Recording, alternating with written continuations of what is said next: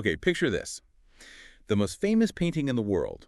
What's the first thing that comes to mind? Gotta be that smile. You're right. Exactly. The mysterious smile.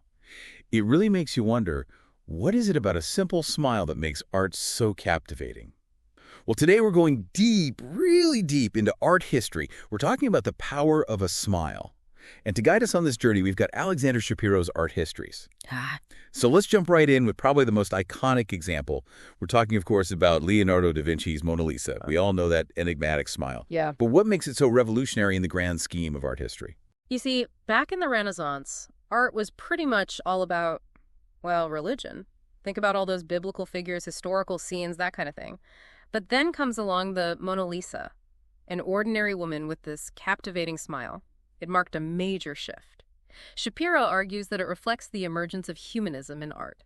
So it was a move away from the divine and towards a celebration of, well, us. Precisely. It's like what that Greek philosopher Protagoras said, man is the measure of all things. Art wasn't just about gods and heroes anymore. It became about, well, human beings and, our emotions. Yeah, that's fascinating. Especially when you think about it. The Bible never even mentions the word smile. Shapiro points out that this difference really highlights how important emotions were in Greek culture.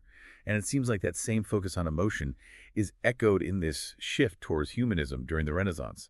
So we see this emphasis on everyday human experience in Renaissance art. Yeah. But did this appear in other art forms at the same time? Like, was there a connection between what was happening in painting and, say, literature? Absolutely. Take, for example, Don Quixote by Miguel de Cervantes. It was published a little over a century after the Mona Lisa, and it caused quite a stir. Really? Why is that?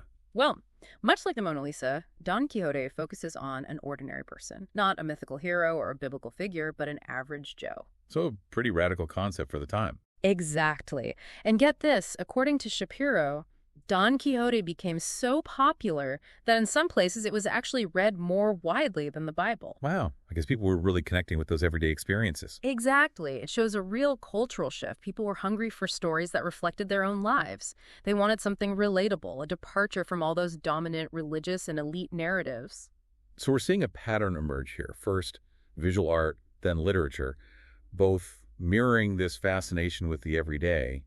Makes you wonder, did music go through a similar transformation? It did. A little later down the line, Shapiro draws this really interesting parallel. It compares the super elaborate music of the Baroque period, the kind of stuff the elite listened to. Yeah, not exactly music for the masses. Exactly.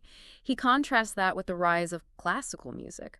Composers like Mozart came along, offering simpler, catchier melodies. Music for the people. Right. And this aligned perfectly with the growing middle class. They wanted art that resonated with their lives, something they could relate to.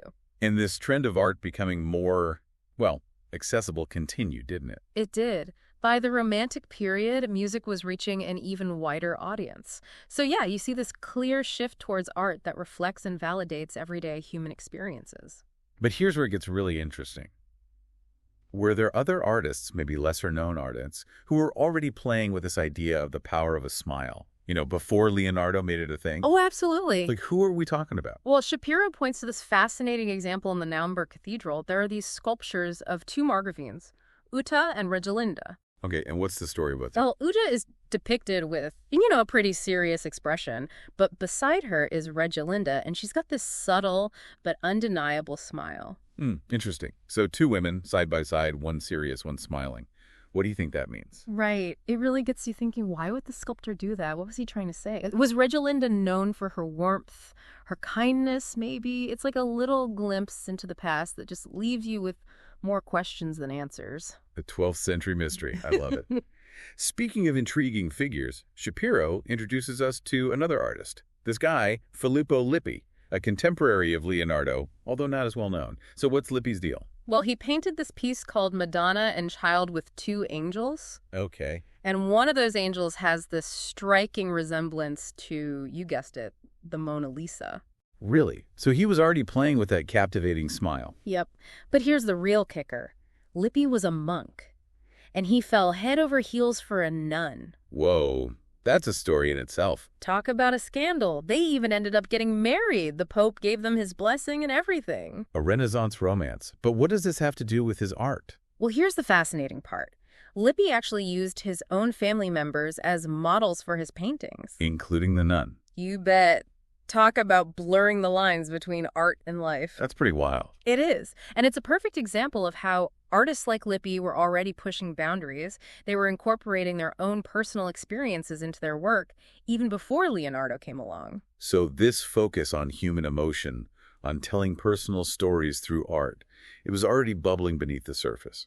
Exactly. It suggests a much broader cultural shift was already well underway.